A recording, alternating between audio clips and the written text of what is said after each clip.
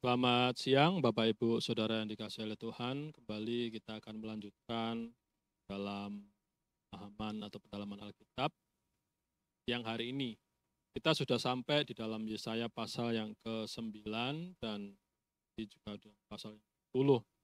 Kalau kita kemarin sudah mempelajari bagaimana di dalam perjalanan dari bangsa Israel atau Yehuda, mereka di dalam kehidupan mereka, Tuhan mengizinkan satu hal yang akan terjadi di dalam setiap hidup mereka.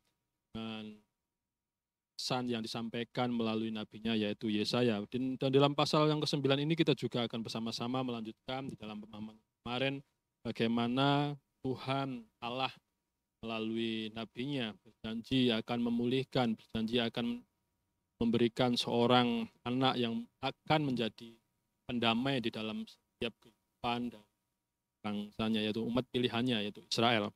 Sebelumnya mari kita akan berdoa. Kembali kami mengucap syukur ya Bapa, ketika siang hari ini untuk kami boleh bersama-sama akan belajar kebenaran firman-Mu. Biarlah firman-Mu yang akan kami bahas, kami pelajari, boleh kami pahami, terlebih boleh kami lakukan di dalam setiap hidup kami. Kami menyerahkan pendalaman Alkitab pada siang hari ini di dalam nama-Mu Tuhan, kami Yesus Kristus. Amin. Ya, saya akan membacakan untuk kita semua di dalam Yesaya pasal yang ke-9, ayat yang pertama sampai yang ke-6. Bangsa yang berjalan di dalam kegelapan telah melihat terang yang besar. Mereka yang diam di negeri kekelaman, atasnya terang telah bersinar. Kau telah menimbulkan banyak sorak-sorak dan sukacita yang besar. Mereka telah bersukacita di hadapanmu, seperti sukacita di waktu panen, seperti orang bersorak-sorai di waktu membagi-bagi jarahan. Sebab kuk yang menekannya dan gandar yang di atas bahunya serta tongkat si penindas telah kau patahkan seperti pada hari kekalahan Median. Sebab setiap sepatu tentara yang berderap-derap dan setiap jubah yang berlumuran darah akan menjadi umpan api. Sebab seorang anak telah lahir untuk kita, seorang putra telah diberikan untuk kita. Lambang pemerintahan ada di atas bahunya dan namanya disebutkan orang penasehat ajaib, Allah yang perkasa, Bapa yang kekal, Raja damai. Besar kekuasaannya dan damai sejahtera tidak akan berkesudahan di atas tata Daud dan di dalam kerajaannya. Karena ia mendasarkan dan mengokohkannya dengan keadilan dan kebenaran dari sekarang sampai selama-lamanya. Kecemburuan Tuhan semesta alam akan melakukan hal ini. Ya. Dalam pasal ini, sang nabi yaitu Yesaya berkata kepada orang bahwa mereka ketika di dalam setiap kehidupan mereka, ketika dalam Tuhan sudah mengizinkan sesuatu hal yang akan terjadi, bagaimana kehidupan dari bangsa Israel atau Yehuda di dalam kehidupan mereka yang mereka lebih mencondongkan hidup mereka kepada bangsa yang lebih kuat, mereka lebih bersandar kepada orang-orang atau manusia yang dipandang lebih kuat secara manusia. Di dalam kehidupan mereka ketika Yesaya, Tuhan mengizinkan kepada Yesaya untuk memberikan suatu kabar sukacita bahwa di dalam kehidupan mereka akan terjadi suatu kelepasan dengan janji yaitu kelahiran seorang anak yaitu yang di sini adalah Raja Damai. Bagaimana di dalam Yesaya ini Yesaya menyatakan bangsa yang berjalan di dalam kegelapan telah melihat terang yang besar. Mereka yang diam di negeri kekelaman atasnya terang telah bersinar. Bagaimana janji Tuhan akan memulihkan kehidupan dari orang-orang pilihannya, umat pilihannya ketika mereka sudah jauh berjalan di dalam lembah kekelaman, ketika mereka sudah jauh meninggalkan terang itu yaitu Tuhan Allahnya, Allah yang hidup.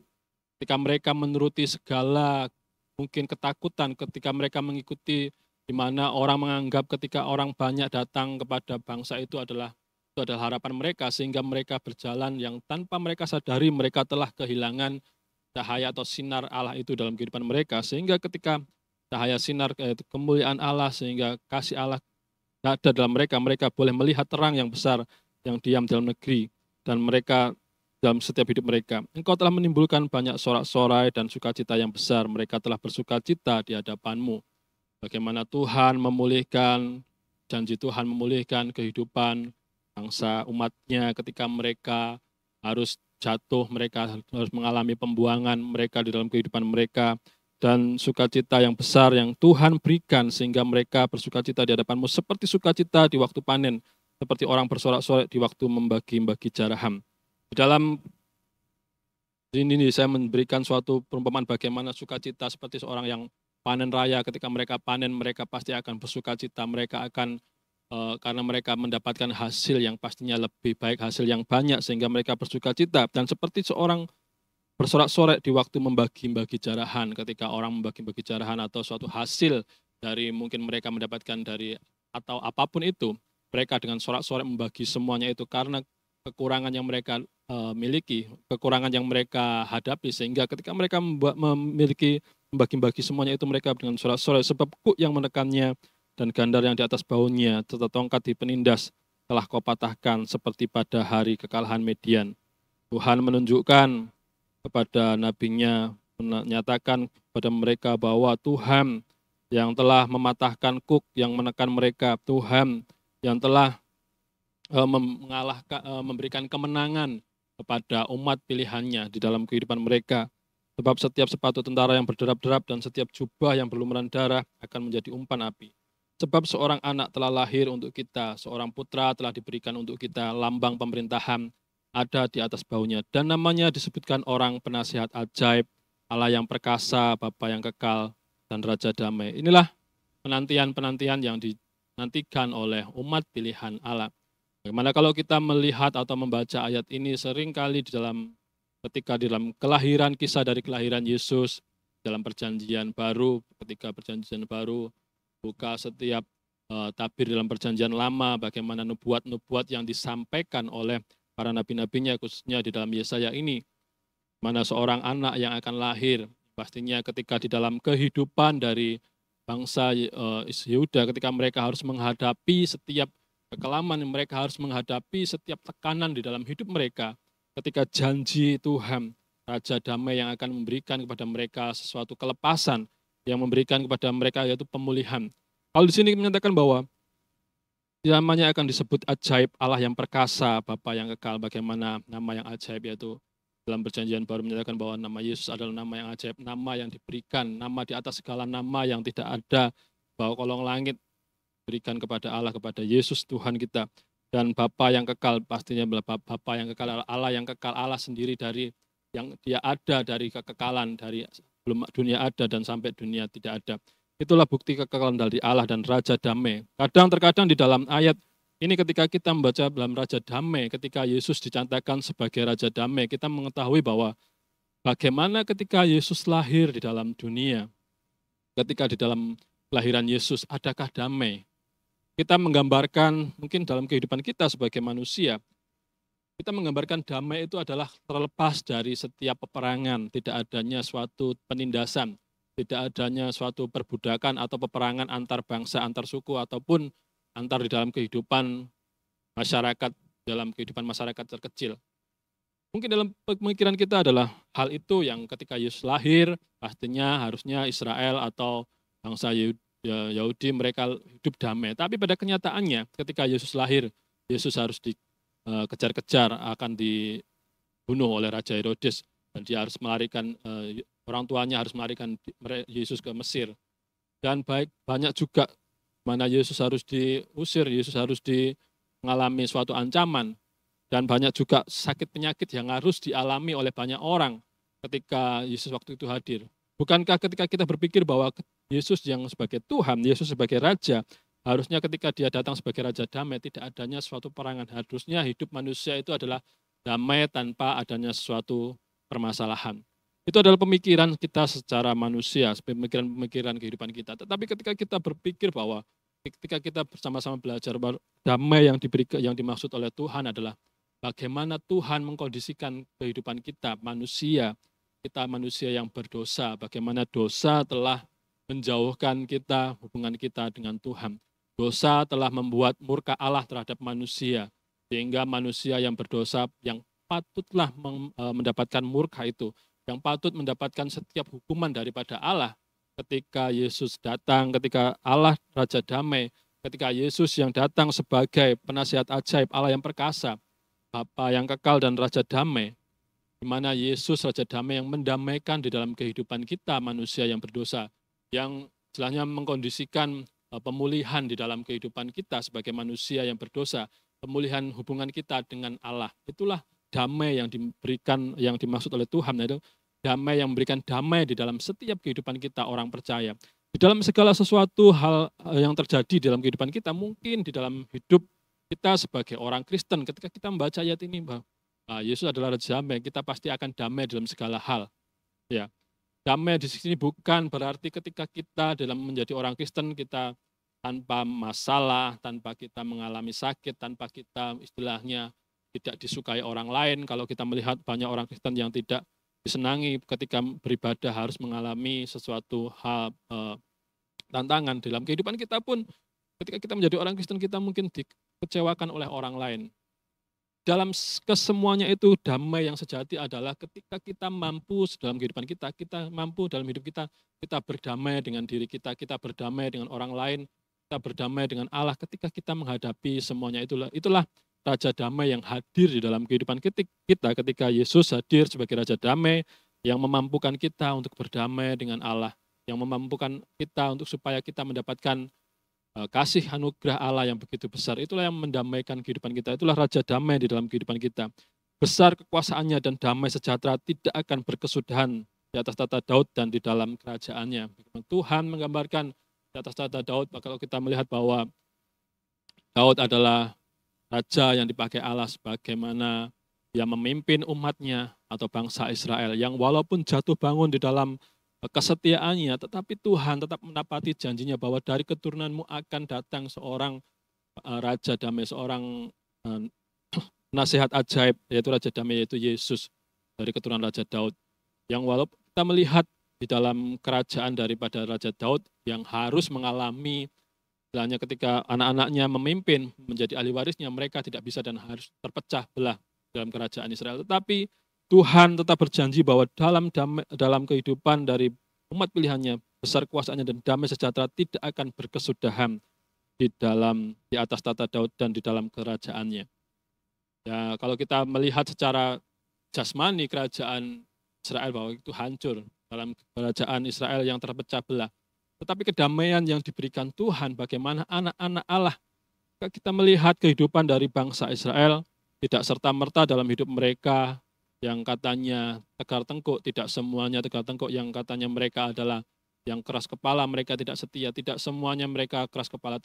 Masih banyak ada orang-orang yang dipilih oleh Allah untuk menjadi generasi penerus, yang dimana dipakai Allah untuk nantinya menjadi orang-orang yang dipakai Allah untuk menjadi penerus umat pilihannya, yaitu seperti yang Tuhan memakai Yesaya untuk memberikan pengajaran ini. Yang pastinya ketika Yesaya menuliskan ayat-ayat ini, Yesaya menunjukkan itu semuanya kepada umat Yehuda atau bangsa Israel, tetapi tidak semuanya mereka menerima, tapi juga ada yang menerima. Itulah janji Allah bahwa damai itu tidak akan pernah berkesudahan. Damai itu kan selalu ada di dalam setiap hidup mereka, kapanpun. Walaupun mereka mungkin mereka harus dibuang nantinya, mereka akan mengalami penindasan, penganiayaan, tetapi mereka tetap memiliki damai karena Kristus, karena Allah yang telah menjanjikan semua dalam kehidupan mereka, karena Ia mendasarkan dan mengokohkannya dengan keadilan dan kebenaran dari sekarang sampai selama-lamanya.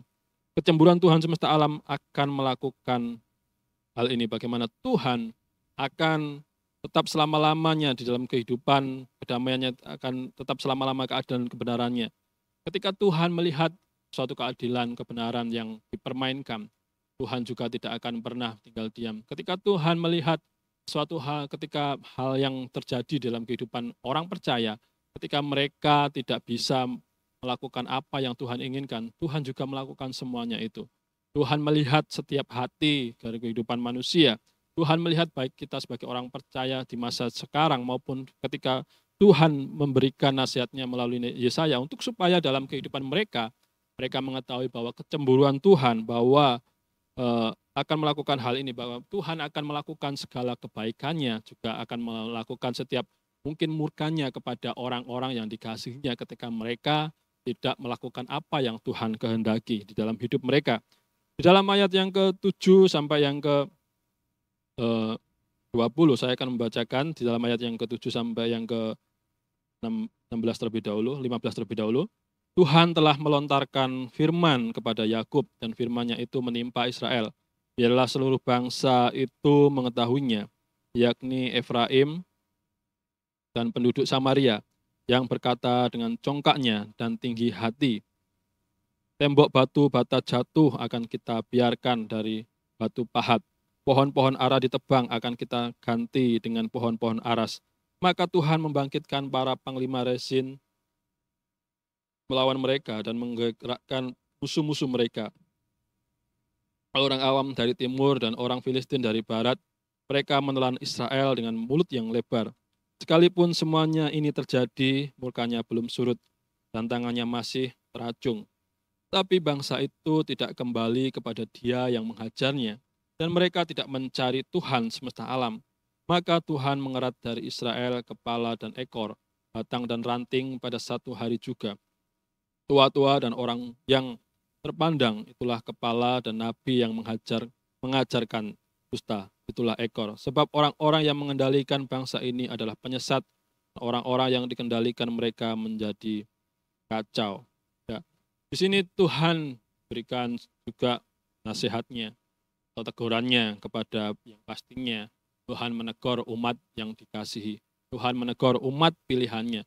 Tuhan menegur setiap orang yang dikasihi. Bagaimana Tuhan menyatakan bahwa umat yang kukasihi pasti akan kutegur. Di dalam kehidupan dari bangsa yang dipilih, kehidupan bangsa yang terpilih, kehidupan yang menjadi umat pilihan Allah sendiri. Ketika mereka harus menghadapi kehidupan yang tidak mengenakan mereka, lebih tidak setia kepada Allah. Dan di sini Tuhan telah melontarkan firman kepada Yakub dan firman-Nya itu menimpa Israel. Ialah seluruh bangsa itu mengetahuinya, yakni Efraim dan penduduk Samaria yang berkata dengan congkaknya dan tinggi hatinya, tembok batu bata jatuh akan kita dirikan dari batu pahat, pohon-pohon ara ditebang akan kita ganti dengan pohon-pohon aras. Itulah kesombongan-kesombongan yang dimiliki, kesombongan-kesombongan yang diungkapkan di dalam kehidupan dari umat pilihan. Mereka menganggap mereka bisa melakukan semuanya itu tanpa campur tangan Tuhan. Bagaimana ketika Tuhan melakukan semuanya, ketika mungkin Tuhan menghancurkan sesuatu bangunan, menghancurkan segala sesuatu yang ada di dalam kehidupan mereka. Mereka berkata bahwa mereka akan membangunnya kembali, mereka akan menata kembali. Mereka akan menumbuhkan kembali setiap pohon-pohon yang ditebang dengan setiap kesombongannya. Dan Tuhan akhirnya akan membangkitkan, yaitu para panglima Rezin melawan mereka dan menggerakkan musuh-musuh mereka. Itulah nasihat atau teguran daripada Tuhan untuk supaya di dalam kehidupan mereka yang nantinya ketika mereka hidup, mereka akan menghadapi semuanya itu. Di mana Tuhan di dalam kehidupan dari keturunan Yakub, yaitu yang kalau kita membaca ada 12 keturunan Yakub, bagaimana dalam kehidupan mereka ketika mereka terpecah belah di dalam hidup mereka. Mereka dalam kehidupan mereka yang selalu congkak, yang mereka tinggi hati, yang mereka berusaha untuk lepas, yang ingin lepas daripada istilahnya aturan atau hukum-hukum Allah dan kesombongan mereka. Tetapi pada akhirnya mereka tidak akan pernah bisa, karena Tuhan akan membangkitkan seorang lawan yang dapat melawan mereka. Orang Aram dari timur dan orang Filistin dari barat, mereka menelan Israel dengan mulut yang lebar. Sekalipun semuanya ini terjadi, murkanya belum surut dan tangannya masih teracung. Bagaimana ketika semuanya akan terjadi di dalam kehidupan dari orang-orang Israel, orang-orang yang mereka menyombongkan diri, mereka yang congkak dengan kesombongan, karena mereka menganggap mereka mampu, mereka bisa melakukan semuanya itu tanpa Tuhan. Tuhan mengizinkan semuanya akan terjadi, musuh-musuh mereka akan menghajar mereka, musuh-musuh akan habisi umat Israel yang walaupun tidak habis semuanya, tetapi di sini mereka akan seperti makanan yang kecil, mereka akan ditelan secara utuh dengan mulut yang lebar, dengan kekuasaan, dengan kekuatan yang besar dari bangsa Aram maupun bangsa orang Filistin, yang mereka akan menelan setiap orang Israel karena kesombongan mereka. Mereka akan menelan dengan setiap kekuatan yang besar yang mereka kerahkan, yang dimana Tuhan mengizinkan semuanya itu untuk supaya di dalam kehidupan mereka, orang Israel, mereka boleh menyadari akan kesombongan mereka, akan kecongkakan mereka yang walaupun kita boleh membaca atau mengerti bahwa dalam hidup mereka, mereka tidak serta-merta mereka bisa berubah di dalam setiap hidup mereka. Tetapi bangsa itu tidak kembali kepada Dia yang menghajarnya dan mereka tidak mencari Tuhan semesta alam. Itulah kehidupan dari orang-orang Yehuda, bangsa Israel. Dan mungkin juga di dalam setiap kehidupan ketika Tuhan di dalam hidup manusia, hidup kita sebagai umat pilihannya. Tuhan memberikan kepada kita kebebasan. Tuhan memberikan kepada kita istilahnya sesuatu yang dapat kita kerjakan dengan apa yang kita inginkan. Tetapi Tuhan mengharapkan dalam segala sesuatu yang kita kerjakan, kita tidak boleh istilahnya meninggalkan atau melupakan Tuhan di dalam segala sesuatu. Kita harus mengingat dalam segala apa yang kita kerjakan, dalam segala sesuatu, ada sang sutradara yaitu Tuhan Yesus sendiri yang ada di balik semuanya itu, sehingga kita boleh mengingat ketika kita mampu itu karena Tuhan, bukan karena kemampuan kita. Ketika kita mungkin jatuh, kita dapat bangun, itu karena Tuhan ada di balik kita. Jangan sampai kita menjadi seperti bangsa ini yang tidak mau kembali yang kepada ketika Tuhan menegur, mereka tidak mau kembali. Ketika Tuhan menegur dalam kehidupan kita, kita tidak pernah menyadari bahwa semuanya itu adalah yang Tuhan mengizinkan di dalam hidup kita untuk kita kembali. Tetapi pada kenyataannya mungkin banyak orang Kristen juga ketika mengalami teguran yang daripada Tuhan, mengalami istilahnya nasihat, istilahnya sentilan daripada Tuhan, tapi tidak pernah menyadari, bahkan mungkin meninggalkan Tuhan, mungkin berkata bahwa Tuhan itu jahat, yang katanya Tuhan Raja Damai, yang katanya Tuhan memberkati, tapi kenyataannya ketika aku jatuh, ketika aku mengalami sesuatu musibah ini tetap ada di dalam kehidupanku. Itulah mungkin tanpa kita sadari di dalam setiap hidup kita yang kita mengeraskan hati dan pikiran kita seperti bangsa Israel. Mungkin kita berkata bahwa bangsa Israel itu bangsa yang tegar tengkuk. Ya, ini adalah suatu gambaran juga di dalam setiap kehidupan kita sebagai orang percaya saat ini. Kita mungkin tidak lebih baik dari mereka, ataupun kita mungkin lebih baik daripada mereka, kita juga tidak pernah tahu, tetapi Tuhan yang menilik setiap hati kita. Maka Tuhan mengerat dari Israel kepala dan ekor, batang dan ranting pada satu hari juga. Tua-tua dan orang yang terpandang, itulah kepala, dan nabi yang mengajarkan dusta, itulah ekor. Sebab orang-orang yang mengendalikan bangsa ini adalah penyesat, dan orang-orang yang dikendalikan mereka menjadi kacau.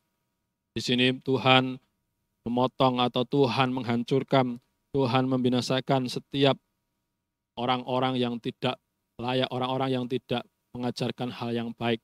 Orang-orang di sini di mana Tuhan, Yesaya menuliskan tua-tua dan orang yang terpandang, itulah kepala, dan nabi yang mengajarkan dusta, itulah ekor. Bagaimana masih banyak dari mereka adalah orang-orang yang mengajarkan kesesatan, para nabi-nabi yang menyelewengkan setiap ajaran hukum-hukum Allah, sehingga bangsa yang pilih Allah itu mereka lebih condong kepada setiap ajaran-ajaran yang tidak benar, ajaran-ajaran yang sesat, ajaran-ajaran yang mampu mencondongkan hati mereka daripada Allah. Mereka lebih percaya kepada istilahnya Tuhan-Tuhan, ilah-ilah yang secara kasat mata, yang secara mata dapat terlihat, yaitu patung-patung yang ada di depan mereka. Ajaran-ajaran yang sepertinya membuat mereka lebih bahagia, sepertinya ajaran-ajaran yang membuat mereka lebih bebas, lebih tentram di dalam hidup mereka. Itulah yang Tuhan tidak inginkan, sehingga Tuhan mengizinkan, Tuhan membinasakan semuanya itu, dan Tuhan mengendalikan bangsa ini. Tuhan mengendalikan bangsa ini adalah, yang mengendalikan bangsa ini adalah penyesat, dan orang-orang yang dikendalikan mereka menjadi kacau. Bagaimana dalam kehidupan dari umat pilihan Allah mereka menjadi kacau oleh karena penyesatan yang dilakukan oleh tua-tua, oleh para orang-orang nabi-nabi yang seharusnya, yaitu nabi-nabi yang pastinya adalah nabi-nabi yang tidak benar, bukan nabi-nabi daripada Allah, yang mengajarkan setiap ajaran-ajaran yang menyelewengkan, yang mengajarkan kepada mereka untuk jauh daripada Allah. Itulah yang Tuhan tidak menginginkan di dalam kehidupan dari orang-orang Israel, ataupun juga dalam kehidupan kita. Ketika dalam kehidupan kita, Tuhan dalam keseharian kita, Tuhan tidak menginginkan dalam hidup kita menjadi kacau oleh karena ajaran-ajaran yang tidak benar, ajaran-ajaran yang menyesatkan, ajaran-ajaran yang menjauhkan kita daripada Tuhan. Ayat yang ke-16 sampai yang ke-20 saya akan bacakan. Sebab itu Tuhan tidak bersuka cita karena teruna-teruna mereka, dan tidak sayang kepada anak-anak yatim dan janda-janda mereka. Sebab sekaliannya mereka murtad dan berbuat jahat, dan setiap mulut berbicara bebal. Sekalipun semuanya ini terjadi, semurkannya belum surut dan tangannya masih teracung. Bagaimana di sini Tuhan, seperti dalam ayat yang ke-11 tadi, bahwa Tuhan masih mengizinkan semuanya terjadi dan murkanya belum surut dan tangannya masih teracung. Itulah murka yang Tuhan nyatakan, sebab Tuhan tidak bersuka cita karena teruna-teruna mereka dan tidak sayang kepada anak-anak yatim dan janda-janda mereka karena kesombongan mereka, karena setiap kelakuan-kelakuan di dalam kehidupan mereka, sehingga Tuhan mengizinkan segala sesuatu masalah terjadi di dalam hidup mereka. Sebab sekaliannya mereka murtad dan berbuat jahat, itulah yang Tuhan tidak inginkan. Bagaimana di dalam kehidupan mereka yang di sini menuliskan janda-janda dan anak yatim yang mereka seharusnya adalah orang yang memiliki kebersandaran penuh ke hadapan Tuhan. Mereka yang dimana Tuhan memperhatikan mereka, tetapi di sini menggambarkan bagaimana kehidupan dari orang Israel. Mereka yang hidup mereka jauh daripada Allah mereka yang seharusnya orang yang dikasihani, orang-orang yang memerlukan pertolongan, tetapi pada kenyataannya mereka membanggakan diri mereka, mereka menyombongkan kemampuan mungkin hidup mereka, dengan mereka menyeleweng daripada Tuhan, dengan mereka mengikuti setiap ilah-ilah lain dengan ajaran-ajaran yang sesat. Sehingga Tuhan mengizinkan semuanya, murka belum surut dan tangannya masih teracung. Itulah nubuat atau janji Tuhan yang Tuhan nyatakan melalui nabinya yaitu Yesaya, untuk supaya memperingatkan bahwa Tuhan tidak suka dengan semuanya. Tuhan pasti akan murka dengan setiap apa yang mereka lakukan di dalam setiap ketidaksetiaan mereka. Sebab kefasikan itu menyala seperti api yang memakan habis putri malu dan rumput, lalu membakar belukar di hutan sehingga tonggak asap berkepul-kepul ke atas. Oleh karena murka Tuhan semesta alam, terbakarlah tanah itu dan bangsa itu menjadi makanan api. Seorang pun tidak mengasihani saudaranya. Mereka mencakup ke sebelah kanan tetapi masih lapar. Mereka memakan ke sebelah kiri tetapi tidak kenyang. Setiap orang memakan daging temannya. Manasye memakan Efraim dan Efraim memakan Manasye. Dan bersama-sama mereka melawan Yehuda. Sekalipun semuanya ini terjadi, murkanya belum surut dan tangannya masih teracung. Ketika ayat-ayat ini ditulis berulang-ulang kali dengan kata yang sama, itulah bukti bahwa Tuhan benar-benar ingin memberikan suatu teguran nasihat yang begitu besar. Oleh karena setiap tindakan dari umat pilihannya, oleh karena kedegilan hati mereka yang begitu sangat mengecewakan, yang mungkin mengecewakan Tuhan, mendukakan Tuhan. Dan di sini menyatakan bahwa kefasikan menyala seperti api yang memakan habis putri malu dan rumput, lalu membakar belukar di hutan sehingga tonggak asap berkepul-kepul ke atas. Bagaimana setiap apa yang ada putri malu dan duri-durinya akan habis yang walaupun dia kelihatan indah. Dan oleh karena murka Tuhan semesta alam terbakarlah tanah itu dan bangsa itu menjadi makanan api. Seorang pun tidak mengasihani saudaranya. Bagaimana kehidupan dari orang-orang Israel, mereka akan saling menyerang dalam kehidupan mereka. Mereka akan saling, istilahnya kalau di sini menggambarkan, saling memakan, saling menyerang, saling mengambil keuntungan dari satu dengan yang lainnya. Sehingga Tuhan akan memusnahkan mereka. Tuhan akan membinasakan segala sesuatu yang ada di dalam kehidupan mereka. Sampai istilahnya putri malu yang belukar akan habis dibakar, akan habis dibinasakan oleh Tuhan. Yang putri malu yang tidak ada gunanya, yang walaupun kelihatan indah, tetapi banyak duri, tetap semua akan dibinasakan. Dan di sini mereka akan mencakup ke sebelah kanan, tetapi masih lapar. Mereka memakan ke sebelah kiri, tapi tidak kenyang. Setiap orang memakan daging temannya. Kalau kita membaca ayat ini secara terlek dalam kehidupan kita, mungkin di dalam kehidupan manusia secara jasmani, mungkin kita berpikir bahwa manusia akan menjadi yang kanibal, memakan sesamanya. Di dalam kehidupan di mana Tuhan mengizinkan untuk Yesaya menuliskan itu supaya memberikan nasihat bahwa bagaimana di dalam kehidupan mereka yang walaupun sampai mereka memakan teman-teman mereka, mereka tidak akan pernah cukup. Mereka tidak akan pernah mengalami istilahnya kenyang, mereka akan selalu kurang dan memakan setiap semua orang yang ada di sekitar mereka akan dimakan semuanya ketika dalam kehidupan mereka, dalam penggambaran bahwa mereka yang kekurangan, mereka yang mengalami setiap kekurangan dalam hidup mereka. Di sini bagaimana Manasye memakan Efraim dan Efraim memakan Manasye. Kalau kita tahu bahwa mereka adalah bersaudara, mereka adalah keturunan daripada Yakub. Bagaimana Tuhan di dalam kehidupan dari keturunan Yakub, Tuhan mengizinkan semua yang terjadi, yaitu kerajaan Israel yang terpecah menjadi dua, baik Israel Utara maupun Israel Selatan, di mana Samaria dan Yehuda.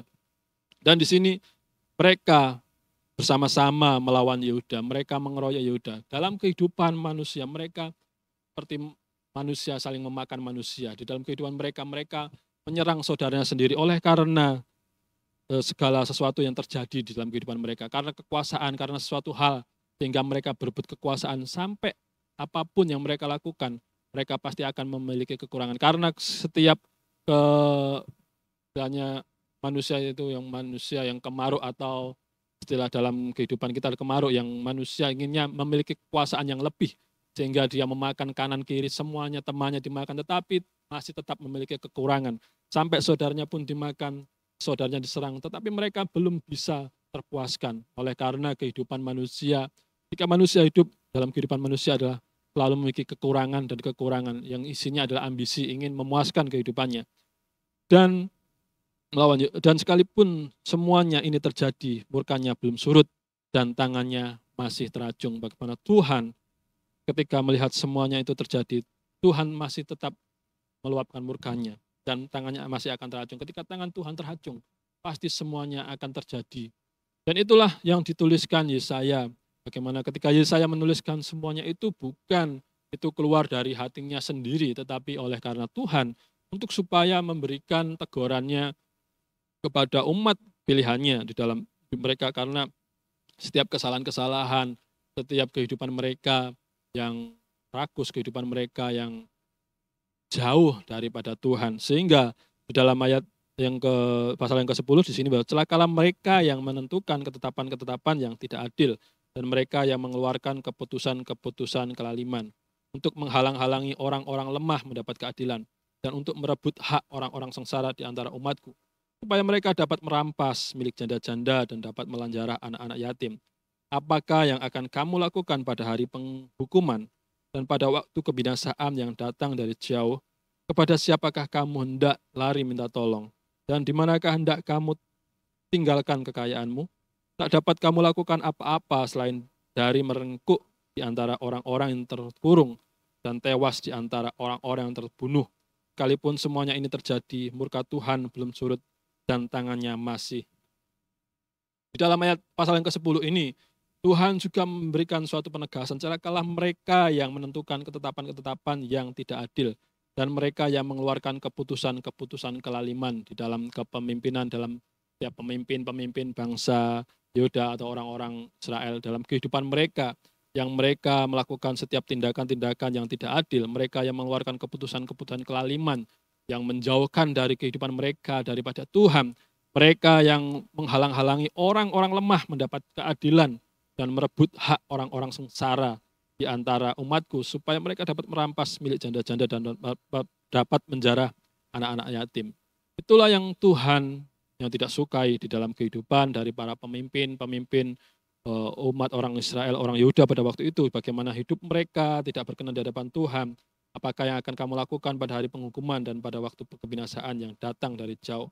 Kepada siapakah kamu hendak lari minta tolong? Dan di manakah hendak kamu tinggalkan kekayaanmu? Tidak dapat kamu lakukan apa-apa selain daripada meringkuk di antara orang-orang yang terkurung dan tewas di antara orang-orang yang terbunuh. Itulah nubuatan Yesaya kepada umat pilihannya untuk supaya dalam hidup mereka mengetahui, mereka mengerti bahwa Tuhan mengizinkan segalanya itu terjadi untuk supaya hidup mereka tahu bahwa segala sesuatu yang mereka alami, dalam mereka lakukan itu adalah kehendak Tuhan yang Tuhan izinkan untuk supaya dalam setiap hidup mereka boleh menyadari apa segala kesalahan apa yang mereka lakukan, mereka menjarah, mereka menghalang-halangi untuk mereka orang yang percaya, orang yang takut kepada Allah, datang kepada Allah, dan menjarah istilahnya orang-orang yang tidak mampu, memiliki kelemahan, para janda-janda yang pastinya mereka tidak mampu, para anak yatim piatu yang harusnya mendapatkan bantuan, tetapi mereka tidak mendapatkan semuanya itu oleh karena kelaliman, oleh karena sesuatu ketidakadilan yang mereka terapkan di dalam praktek, di dalam kepemimpinan mereka. Sehingga Tuhan dalam kehidupan umatnya, Tuhan menyatakan bahwa sekalipun semuanya itu terjadi, murka Tuhan belum surut. Sekalipun semua hal yang diucapkan, yang dituliskan Yesaya, itu terjadi di dalam kehidupan mereka, murka Tuhan tidak akan serta-merta secara langsung surut ketika semua bangsa umat pilihannya mengalami semuanya itu. Tidak. Tuhan masih mengacungkan tangannya, dan tangannya teracung ketika di dalam kehidupan dari umat-umat pilihannya. Itulah nasihat-nasihat yang Tuhan nyatakan, itulah teguran-teguran yang Tuhan berikan. Di dalam ayat yang kelima sampai yang ke-12, sampai 11 saya akan bacakan. Celakalah Asyur yang menjadi cambuk murkaku dan yang menjadi tongkat amarahku. Aku akan menyuruhnya terhadap bangsa yang murtad dan aku akan memerintahkannya melawan umat sasaran murkaku untuk melakukan perampasan dan penjarahan dan untuk menginjak-injak mereka seperti lumpur di jalan. Tapi dia sendiri tidak demikian maksudnya dan tidak demikian rancangan hatinya, melainkan niat hatinya ialah hendak memunahkan dan hendak melenyapkan tidak sedikit bangsa-bangsa. Sebab ia berkata, bukankah panglima-panglimaku itu raja-raja semua? Bukankah Kalno sama halnya seperti Karkemis? Atau bukankah Hamat seperti Arpad? Atau Samaria seperti Damsik? Seperti tanganku telah menyergap kerajaan-kerajaan para berhala, padahal patung-patung mereka melebihi yang di Yerusalem dan yang di Samaria. Masakan tidak akan kulakukan kepada Yerusalem dan patung-patung berhalanya, seperti yang telah kulakukan kepada Samaria dan berhala-berhalanya.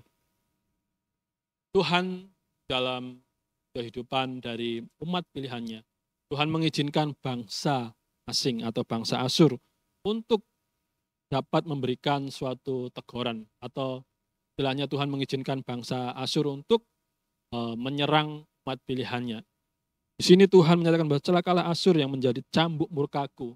Bagaimana Tuhan jadi cambuk dan menjadikan Asyur sebagai cambuk murka kepada umat pilihannya. Ketika umat pilihannya, mereka yang tidak mau istilahnya sungguh-sungguh dalam hidup mereka mengenal Tuhan, yang istilahnya mereka lebih menyombongkan hidup mereka. Mereka sombong dengan setiap apa yang mereka miliki, mereka angkuh dan congkak di dalam hidup mereka, sehingga Tuhan mengizinkan untuk Asyur menjadi cambuk bagi mereka. Asyur menghajar mereka, Asyur harus merampas dan merebut segala sesuatu yang ada di dalam kehidupan mereka, dan yang menjadi tongkat amarahku, bagaimana tongkat untuk memukul, tongkat untuk menghajar, tongkat untuk memberikan teguran kepada umat Tuhan. Yang walaupun Asyur melakukan semuanya itu, yang walaupun bangsa Asyur melakukan semuanya itu, tidak serta-merta itu dapat mengubah di dalam kehidupan dari bangsa Israel. Di mana Tuhan, ketika Tuhan mengizinkan bangsa Asyur untuk mengajar atau menegur, memberikan pukulan kepada umat pilihannya, tapi Tuhan memiliki suatu batasan-batasan yang di mana Tuhan memberikan batasan-batasan kepada bangsa itu untuk dapat memberikan teguran kepada mereka. Aku akan menyuruhnya terhadap bangsa yang murtad dan aku akan memerintahkannya melawan umat sasaran murkaku untuk melakukan perampasan dan penjarahan dan untuk menginjak-injak mereka seperti lumpur di jalan. Di mana mereka menyerang Yehuda, mereka menyerang Israel dengan begitu sangat kekuatan yang begitu besar, sehingga mereka menginjak-injak seperti menginjak-injak lumpur di dalam hidup. Itulah itu dilakukan dengan seizin Tuhan. Yang pastinya ketika Tuhan mengizinkan semuanya itu untuk memberikan atau menyadarkan di dalam umat pilihannya. Tetapi dia sendiri tidak demikian maksudnya dan tidak demikian rancangan hatinya. Tapi bangsa Asyur, mereka tidak berpikir begitu. Mereka berpikirnya adalah mereka mau membinasakan sampai habis, yaitu orang Israel, sampai mereka mati semuanya. Dan mereka menduduki tanah, yaitu tanah perjanjian, yaitu di tanah Yehuda. Dan itulah niat dari hati dari bangsa Asyur untuk supaya mereka dapat membinasakan. Walaupun Tuhan mengizinkan mereka untuk mereka menjadi cambuk, untuk mereka menjadi tongkat, untuk mereka dapat menjarah, untuk mereka dapat istilahnya melakukan perampasan dan menginjak-injak mereka seperti lumpur yang ada di jalan yang tidak ada artinya ketika diinjak-injak. Tetapi maksud dari hati mereka, inginnya lebih, melakukannya itu lebih daripada itu. Mereka inginnya lebih parah daripada yang Tuhan ingin izinkan. Melainkan hati-hatinya ialah hendak memunahkan ya, dan hendak melenyapkan tidak sedikit bangsa-bangsa. Yang mana mereka inginnya adalah melenyapkan semua keturunan daripada Abraham, melenyapkan semua dari keturunan daripada Raja Daud, kerajaan daripada Daud. Sebab ia berkata, bukankah panglima-panglimaku itu para raja-raja semua?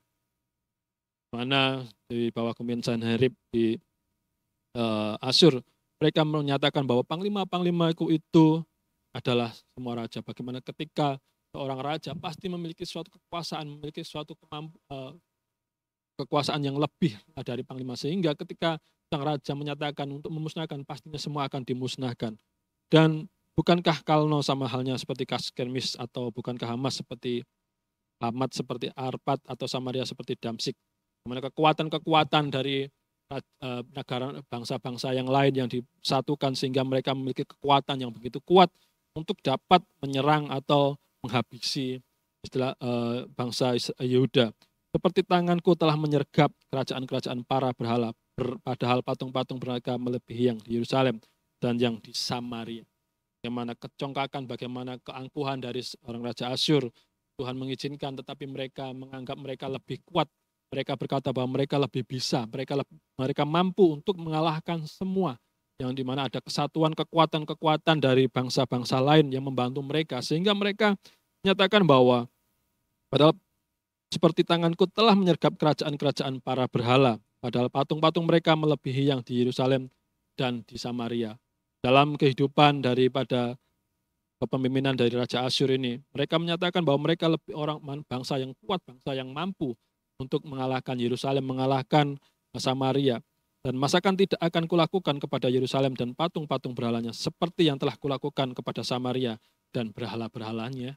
Itulah kesombongan yang dimiliki juga oleh Raja Asyur, kepemimpinan daripada Asyur. Yang walaupun Tuhan mengizinkan untuk menjadi cambuk bagi umat pilihannya, menjadi tongkat bagi umat pilihannya, menegur dan mencambuk, memukul, nasihati. Tetapi dalam hati daripada Raja Asyur, dari kepemimpinan Asyur, untuk mereka membinasakan lebih parah lagi. Binasakan mereka untuk lebih lagi. Itulah yang Tuhan tuliskan Tuhan nyatakan melalui tulisan-tulisan dari Nabi Yesaya untuk memberikan peringatan, untuk menyadarkan di dalam kehidupan mereka nantinya bahwa mereka umat pilihan Allah, bagaimana Allah dalam setiap apa yang dilakukan, yang dikerjakan, di dalam setiap teguran yang Allah nyatakan, Tuhan tidak serta-merta menginginkan umat pilihannya itu binasa sampai habis. Tuhan tetap memberikan suatu perlindungan, Tuhan tetap memberikan suatu pernyataan perlindungan belas kasihnya kepada mereka, untuk supaya mereka tidak dibinasakan secara habis-habisan oleh bangsa yang Tuhan izinkan untuk menegur mereka. Yang Tuhan tahu bahwa dalam kehidupan dari pemimpinan bangsa atau bangsa Asyur ini, Raja Asyur, mereka inginnya adalah menyiapkan semua bangsa-bangsa yang ada di depan mereka. Ayat yang ke-12 sampai yang ke-14, tapi apabila Tuhan telah menyelesaikan segala pekerjaannya di Gunung Sion dan di Yerusalem, maka ia akan menghukum perbuatan ketinggian hati Raja Asyur dan sikapnya yang angkuh sombong. Sebab ia telah berkata, dengan kekuatan tanganku aku telah melakukannya, dan dengan kebijaksanaanku, sebab aku berakal budi. Aku telah meniadakan batas-batas antara bangsa dan telah merampok persediaan-persediaan mereka, dan berkasa aku telah menurunkan orang-orang yang duduk di atas tahta. Seperti kepada sarang burung, demikianlah tanganku telah menjangkau kepada kekayaan bangsa-bangsa, dan seperti orang meraup telur-telur yang ditinggalkan induknya. Demikianlah aku telah meraup seluruh bumi, dan tidak seekor pun yang menggerakkan sayap, yang mengangakan paruh, atau yang menciap-ciap. Itulah yang Tuhan nyatakan kepada Yesaya untuk supaya menuliskan bahwa Tuhan telah menyelesaikan segala pekerjaannya di Gunung Sion dan di Yerusalem, maka ia akan menghukum perbuatan ketinggian hati Raja Asyur dan sikapnya yang angkuh dan sombong. Bagaimana ketika Tuhan sudah menyelesaikan yang istilahnya cambukan atau pukulan kepada umat sayangannya, gantian Tuhan akan membalas setiap kesombongan daripada Raja Asyur oleh karena keangkuhan mereka. Karena dia berkata bahwa kekuatan tanganku aku telah melakukannya. Karena kekuatan tangannya dan dengan kebijaksanaanku, sebab aku berakal budi. Aku telah meniadakan batas-batas antara bangsa dan telah merompok persediaan-persediaan mereka. Dengan perkasa aku telah menurunkan orang-orang yang duduk di atas tahta. Itulah sombongan daripada Raja Asyur. Dia sebagai manusia biasa seperti kita yang pastinya, tetapi ketika dia memiliki kekuatan bangsa yang kuat, prajurit atau tentara yang kuat, dia yang bukan umat pilihan Allah, yang pastinya mungkin dia tidak mengenal Allah yang hidup, Allah Abraham, Allah Yakub dan Ishak, dan dia pastinya tidak mengenal siapakah Allah dalam kehidupannya. Yang tahu dia adalah yang dia tahu adalah ilah-ilah atau berhala-berhala di dalam kehidupannya. Sehingga dia menyatakan bahwa segala sesuatu yang dia kerjakan, segala sesuatu yang dia lakukan ketika dia mampu melakukan semuanya itu karena kemampuan, karena kekuatannya, sehingga Tuhan mengizinkan, Tuhan melakukan nantinya akan menghukum ketika segala sesuatu yang telah terjadi di bangsa umat pilihannya. Tuhan gantian akan menghukum Raja Asyur dan masyarakatnya, bangsanya dalam kehidupan mereka oleh karena kecongkakan, oleh karena kesombongan. Dan seperti kepada sarang burung, demikianlah tanganku telah menjangkau kepada kekayaan bangsa-bangsa, dan seperti orang meraup telur-telur yang ditinggalkan induknya, demikianlah aku telah meraup seluruh bumi. Bagaimana di sini bahwa dia menyatakan kekuatannya seperti kepada sarang burung, bagaimana dia mengacak-ngacak seperti sarang burung, yaitu kehidupan dari bangsa yang lemah, bangsa yang tidak kuat. Ketika sarang burung yang pastinya di situ ada anak-anak burung yang tidak memiliki kekuatan, yang tidak memiliki kemampuan untuk lari atau untuk terbang, lari daripada setiap orang-orang yang melakukan tindakan yang diacak-acak sarangnya, dia akan pasrah, mati hidup. Dia tidak akan pernah tahu, mati hidup dia hanya pasrah kepada orang yang mengacak-ngacaknya. Demikian pun dalam kehidupan dari umat pilihan Allah, ketika Allah mengizinkan segala sesuatu yang terjadi dalam kehidupan mereka, umat pilihannya itu pasrah ketika bangsa Asyur mengacak-ngacak, ketika bangsa Asyur mengacak-ngacak setiap kediaman mereka. Mereka hanya pasrah dan melihat segala sesuatu yang terjadi karena ketidakmampuan, karena kelemahan mereka, seperti seekor anak burung yang harus menghadapi semuanya itu, yang mereka diacak-acak dalam sarangnya. Dan di mana di sini Raja Asyur menyatakan bahwa, dan seperti orang meraup telur-telur yang ditinggalkan induknya, demikianlah aku telah meraup seluruh bumi, dan tidak seekor pun yang menggerakkan sayap, yang mengangkat paruh atau yang menciap-ciap. Ketika seekor anak burung menghadapi semuanya itu, dia tidak akan pernah bisa, mungkin karena ketakutan tidak akan pernah bisa berteriak, karena tidak akan pernah bisa istilahnya melawan.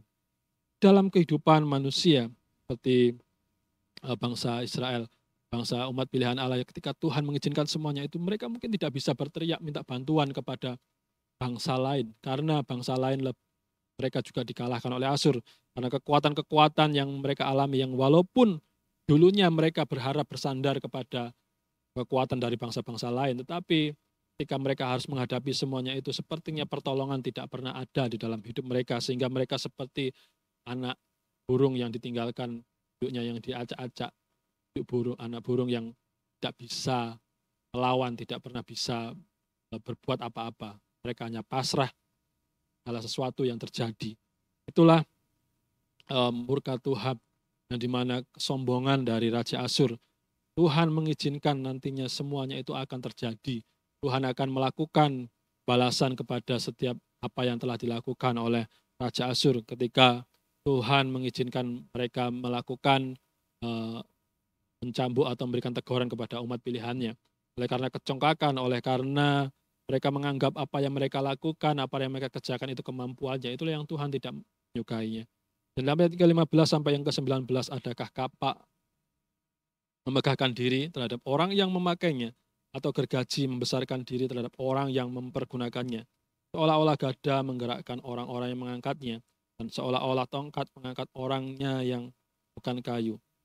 Sebab itu Tuhan semesta alam akan membuat orang-orangnya yang tegak menjadi kurus kering, dan segala kekayaannya akan dibakar habis dengan api yang menyala-nyala.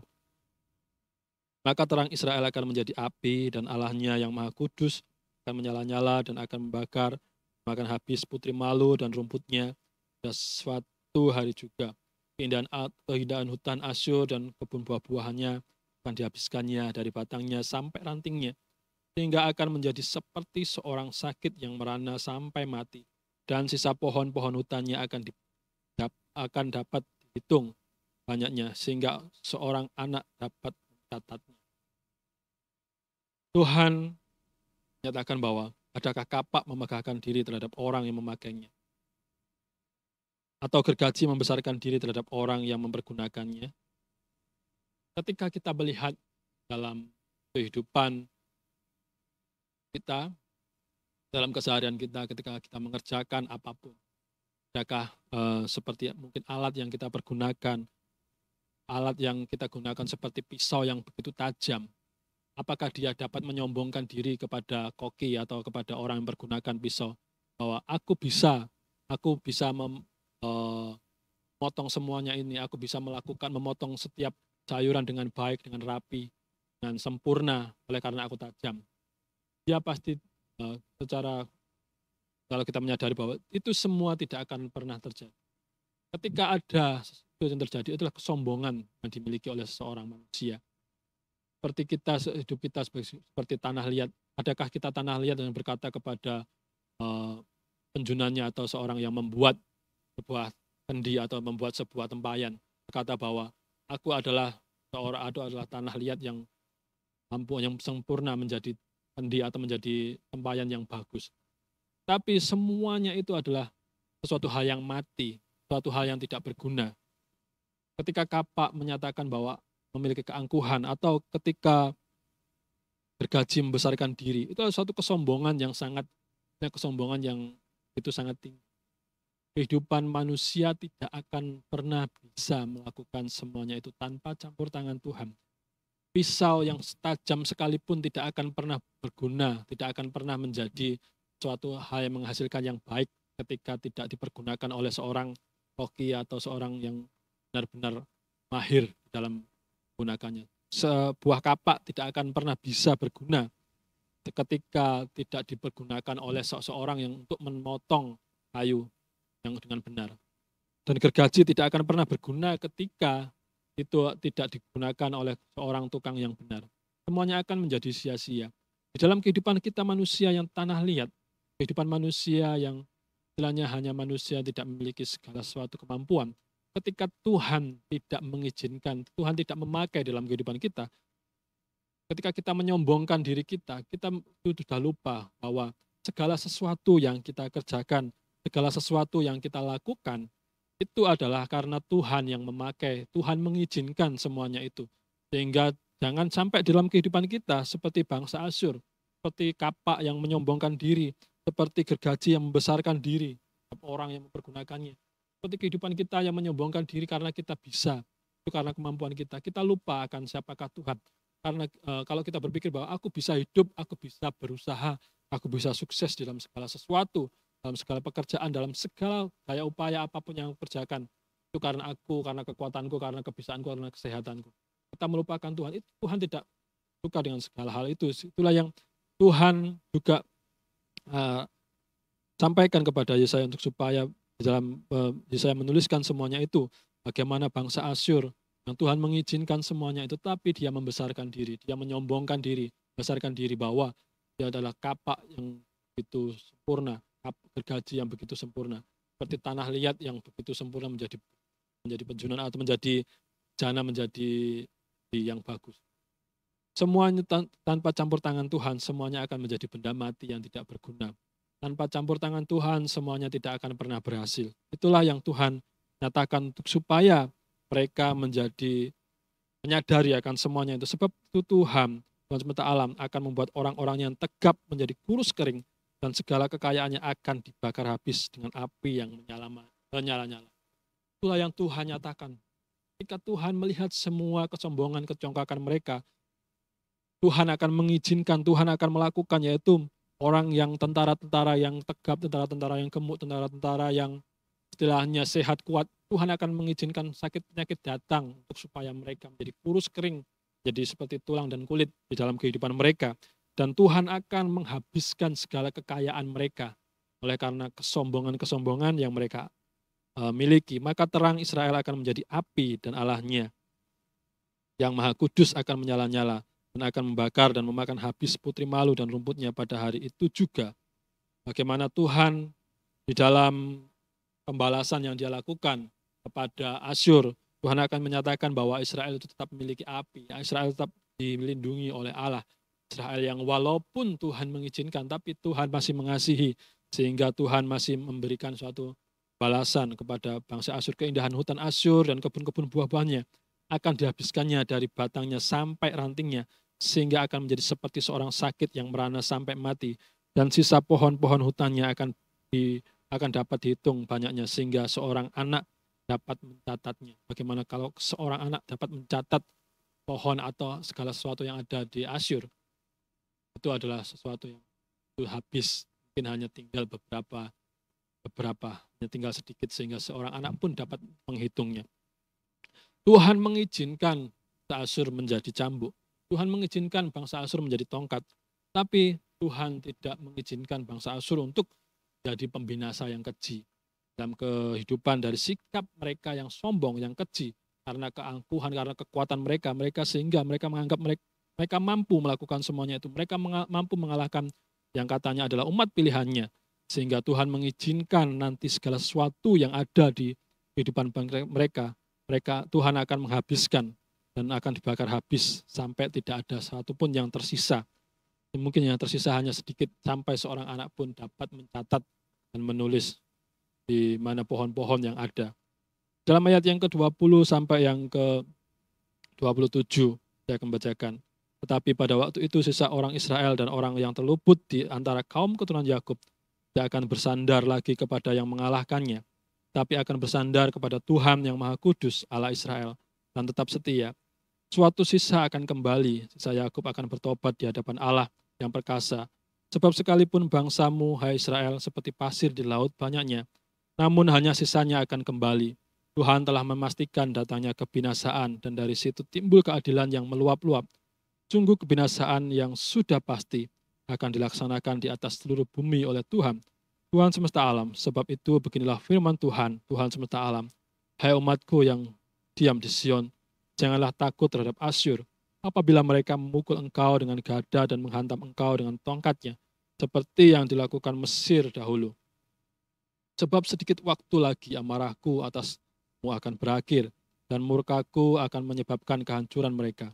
Tuhan semesta alam akan mencambuk mereka dengan cemeti, seperti ia menghajar Midian di gunung batu, Oreb, dan mengayunkan tongkatnya ke atas laut Teberau dan mengangkatnya seperti di Mesir dahulu. Pada waktu itu beban yang ditempakan mereka atas bahumu akan terbuang, dan kuk yang diletakkan mereka atas tengkukmu akan lenyap. Di sini janji Tuhan kepada sisa-sisa dari orang-orang Israel, bagaimana mereka harus menghadapi istilahnya serangan dari Asyur, tanda oleh Raja Asyur, sisa-sisa mereka yang tertinggal. Tuhan berjanji akan menyelamatkan mereka, dan Tuhan mereka yang terluput di antara kaum keturunan Yakub tidak akan bersandar lagi kepada yang mengalahkannya. Mereka akan bersandar kepada Tuhan yang Maha Kudus, tetap setia. Mereka akan berbalik dan mengingat akan setiap apa yang telah mereka alami. Mereka akan mengingat kembali siapakah Tuhan mereka yang mereka sembah, siapakah Tuhan yang menyelamatkan mereka, siapakah Tuhan yang melepaskan mereka dari setiap intimidasi ataupun setiap tekanan yang mereka alami dari bangsa-bangsa lain. Suatu sisa akan kembali dan sisa Yakub akan bertobat di hadapan Allah yang perkasa. Sebab sekalipun bangsamu, hai Israel, seperti pasir di laut banyaknya, namun hanya sisanya akan kembali. Tuhan telah memastikan datangnya kebinasaan dan dari situ timbul keadilan yang meluap-luap. Tuhan menjanjikan kepada Abraham bahwa keturunannya akan seperti bintang di langit dan pasir di laut. Dan walaupun ketika mereka harus menghadapi kebinasaan, mereka harus menghadapi istilahnya serangan pembinasaan oleh bangsa-bangsa lain karena kedegilan hati mereka, tapi Tuhan tidak mengizinkan mereka terbinasa semua. Tuhan akan mengizinkan mereka akan kembali ke tanah perjanjian yang walaupun mereka kembali dengan tidak sebanyak yang dimana seperti yang Tuhan nyatakan, tapi Tuhan akan menepati janjinya. Tuhan akan memberikan kepada mereka suatu pemulihan. Sungguh kebinasaan yang sudah pasti akan dilaksanakan di atas seluruh bumi oleh Tuhan semesta alam. Sebab itu beginilah firman Tuhan semesta alam. Hai umatku yang diam di Sion, janganlah takut terhadap Asyur apabila mereka memukul engkau dengan gada dan menghantam engkau dengan tongkatnya, seperti yang dilakukan Mesir. Untuk supaya Tuhan memberikan suatu nasihat, Tuhan memberikan suatu janji, untuk di mana Tuhan tidak akan pernah meninggalkan mereka, di mana Tuhan yang akan memulihkan kehidupan mereka. Tuhan akan istilahnya merawat, Tuhan akan menjaga sisa-sisa dari bangsa Israel. Mereka tidak akan pernah mengalami pukulan lagi seperti yang dilakukan oleh bangsa Mesir kepada mereka yang terdahulu, kepada nenek moyang mereka. Sebab sedikit waktu lagi amarahku atasmu akan berakhir dan murkaku akan melenyap, menyebabkan kehancuran mereka. Tuhan akan mengizinkan kehancuran yang dialami oleh Asyur, mengalami kehancuran yang dialami oleh bangsa-bangsa yang dulunya menindas umat pilihan Allah. Jika Tuhan memberikan suatu janji, Tuhan SWT akan mencambuk mereka dengan cemeti. Seperti ia menghajar Midian di Gunung Batu Oreb dan mengayunkan tongkatnya ke atas laut Teberau, mengangkatnya seperti di Mesir dahulu. Pada waktu itu beban yang ditimpakan mereka atas bahumu akan terbuang, dan kuk yang diletakkan mereka atas tengkukmu akan lenyap. Bagaimana setiap beban, bagaimana setiap penderitaan, bagaimana setiap penindasan, setiap sesuatu yang harus mereka alami, sesuatu yang mereka harus kehidupan mereka yang harus mereka mengalami suatu istilahnya menjadi budak di negeri yang Tuhan izinkan. Tuhan akan melepaskan semuanya itu. Tuhan akan menghilangkan semuanya itu dan menimpakan semuanya itu kepada setiap musuh-musuhnya. Dan Tuhan menjanjikan suatu kelegaan. Di mana kita tahu bahwa di mana Yesus sebagai Tuhan dalam kehidupan kita, Tuhan memberikan suatu kelegaan. Tuhan yang melepaskan kuk dalam kehidupan kita, kuk perhambaan dosa, dan Tuhan mana Yesus memikulnya kayu salib. Itu semua yang dilakukan kepada setiap umat pilihannya yang mau percaya dan mau mengaku bahwa Yesus Tuhan dalam kehidupannya. Demikian pun dalam umat pilihannya. Ketika mereka mau percaya, ketika mereka mau berbalik, Tuhan akan melepaskan setiap kuk perhambaan di dalam kehidupan mereka. Setiap istilahnya ikatan atau setiap perbudakan yang mereka alami, mereka akan terlepas dari semuanya itu ketika mereka mau bersandar, ketika mereka mau berbalik dari setiap jalan-jalan mereka. Asyur telah muncul dari Rimon dan telah datang menyerang Ayat. Dia telah lewat dari Migron dan di Mikmas diaturnya perbakalannya. Mereka telah menyeberang dari jurang penyerangan sambil berteriak. Tiba tempat permalaman kita, penduduk Rama gemetar, penghuni Gibea Saul melarikan diri. Keluarkanlah jeritanmu, hai putri Gelim, perhatikanlah, hai Laisya. Jawablah dia, hai Adantot, penghuni Madena, lari jauh-jauh. Penduduk Ben pergi mengungsi. Hari ini juga Asyur akan berhenti di Nob, mengacung-acungkan tangannya ke arah gunung Putri Sion, bukit Yerusalem.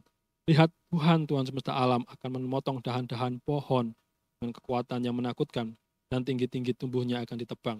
Dan yang menjulang ke atas akan ditendahkan. Belukar rimba akan ditebas dengan kapak. Dan Libanon dengan pohon-pohonnya yang akan jatuh. Di ayat yang ke-27 sampai ke-34 di sini menyatakan bahwa bagaimana Asyur dalam kehidupan mereka, walaupun Tuhan mengizinkan dan Tuhan akan menghukum mereka. Di sini adalah perjalanan dari bangsa Asyur untuk menyerang juga bangsa-bangsa yang ada di sekitarnya, tidak hanya Israel atau Yehuda, tetapi oleh karena Tuhan akan mengizinkan mereka untuk menyerang daerah-daerah sekitar mereka, oleh karena kekuatan, oleh karena kemampuan mereka, pastinya dalam kehidupan dari raja, yaitu Sanherib untuk memimpin mereka dalam memerangi atau negara-negara lain. Di sini dalam ayat yang ke-33, lihat Tuhan semesta alam akan memotong dahan-dahan pohon dengan kekuatan yang menakutkan, yang tinggi-tinggi tumbuhnya akan ditebang, dan yang menjulang ke atas akan direndahkan. Belukar rimba akan ditebas dengan kapak, dan Libanon dengan pohon-pohonnya yang hebat akan jatuh. Tuhan akan melakukan setiap istilahnya teguran atau memusnahkan atau memberikan suatu peringatan bagaimana Tuhan semesta alam memotong dahan-dahan yang pohon dengan kekuatan yang menakutkan. Ketika tangan Tuhan bekerja, sekuat apapun manusia, sekuat apapun kehidupan raja, yaitu Raja Asyur yang mereka menyatakan bahwa dia adalah raja yang terkuat. Tapi Tuhan mengizinkan, Tuhan bekerja, semuanya akan tidak ada gunanya. Seperti pohon yang tinggi, seperti pohon yang dahan-dahannya kuat, tetapi Tuhan akan memotongnya, Tuhan akan melakukannya dengan kekuatannya. Yang tinggi-tinggi tumbuhnya akan ditebang habis, dan yang menjulang ke atas akan direndahkan. Tuhan akan memotong semuanya, Tuhan akan hancurkan semuanya, akan setiap kesombongan, akan setiap keangkuhan dari Raja Asyur yang nyata seperti pohon yang memiliki ranting-ranting yang kuat, memiliki dahan-dahan yang kuat, dan dia menjadi seperti pohon yang tumbuh tinggi menjulang ke atas, yang dilihat oleh semua orang dengan kekuatannya, dilihat oleh semua bangsa bahwa adalah bangsa yang kuat, raja yang kuat. Tetapi ketika Tuhan beracara, ketika Tuhan bercampur tangan, semuanya akan menjadi sesuatu yang menakutkan, semuanya akan ditebang habis, tidak ada gunanya dan tidak akan direndahkan. Belukar rimba akan ditebas dengan kapak, dan Libanon dengan pohon-pohonnya yang hebat akan jatuh. Semua tidak akan pernah ada gunanya. Kekuatan di dalam dunia tidak akan pernah ada gunanya ketika kita manusia menyombongkan diri kita. Ketika kita sebagai kehidupan kita manusia yang ciptaan Allah yang lemah, tetapi ketika kita menyombongkan diri, semuanya tidak akan ada gunanya ketika Tuhan beracara di dalam kehidupan kita. Ketika Tuhan memotong, Tuhan mengizinkan untuk memotong dan menghabiskan, menebang setiap pohon-pohon kesombongan dalam kehidupan kita yang menjulang tinggi, Tuhan akan memotong, itu tidak akan pernah ada gunanya, dan Tuhan akan merendahkan. Tuhan meninggikan orang yang rendah hati, dan Tuhan akan merendahkan orang yang tinggi hati. Itulah yang janji Tuhan di dalam kehidupan kita. Di dalam Yesaya pasal 9 sampai pasal yang ke-10 ini, biarlah dapat mengingatkan kembali dalam kehidupan kita bagaimana kita harus hidup dalam setiap hidup kita. Jangan sampai dalam kehidupan kita Tuhan sampai mengizinkan, Tuhan memurkai kita, Tuhan mencambuk, Tuhan memukul dalam kehidupan kita oleh karena kesombongan, oleh karena tegar tengkuk kita, oleh karena sesuatu hal yang kita melupakan Tuhan. Ketika kita mampu, kita berkata bahwa semuanya itu oleh karena aku, bukan karena Tuhan. Ketika Tuhan sudah memperdamaikan kita dengan Bapa, ketika Yesus yang lahir dalam dunia yang telah dijanjikan melalui Nabi Yesaya, bagaimana nubuat yang disampaikan oleh Yesaya, yang dia adalah Raja Damai, yang bagaimana memperdamaikan di dalam kehidupan kita, damaikan setiap hidup kita dengan Allah, sehingga kita manusia yang berdosa, kita mampu berdamai dengan Allah. Itu adalah karena berkat anugerah Tuhan, sehingga dalam kehidupan kita mampu menyadari semuanya ketika kita berdamai dengan Allah. Semua yang kita lakukan, balik segala sesuatu, ada sang sutradara, itu Allah sendiri, yaitu Yesus sendiri dalam kehidupan kita, yang mengerjakan sehingga kita bukan menjadi kapak yang sombong, bukan menjadi gergaji yang sombong, bukan menjadi tanah liat yang sombong. Ketika kita menyatakan bahwa aku adalah kapak yang dapat menebang pohon yang besar, aku adalah gergaji yang dapat memotong pohon yang besar. Tetapi semuanya itu tidak akan pernah berguna tanpa campur tangan seorang tukang, seorang ahli dalam memotong. Dan kita juga pun tidak akan pernah berguna menjadi alat Tuhan ketika Tuhan tidak mengendalikan di dalam setiap kehidupan kita, ketika Tuhan tidak bercampur tangan di dalam setiap hidup kita. Biarlah pemahaman Alkitab pada siang hari ini, kita boleh bersama-sama mengingat kembali bahwa dalam segala sesuatu bahwa Allah bekerja. Tuhan tidak pernah meninggalkan umat sayangannya. Tuhan tidak pernah melupakan setiap umat pilihannya. Tapi Tuhan tetap mengizinkan ketika umat pilihannya nyeleweng daripada Tuhan, Tuhan mengizinkan untuk Tuhan memukul dan mencambuk dalam kehidupan kita melalui setiap mungkin segala sesuatu yang terjadi dalam hidup kita. Nanti pada pukul 17.30 kita akan pemahaman lanjutan yang disampaikan oleh Pak Natwal Indra Haryanto. Kita boleh bersama-sama nanti kita akan belajar baik secara langsung maupun secara live streaming. Biarlah kita dapat bersama-sama memahami apa sih maksud Tuhan dalam setiap penulisan di dalam kitab saya. Mari kita berdoa. Kami bersyukur Tuhan untuk siang hari ini, ada kesempatan yang Kau berikan untuk kami boleh bersama-sama belajar dengan firman-Mu tentang setiap maksud janji Tuhan di dalam setiap hidup kami.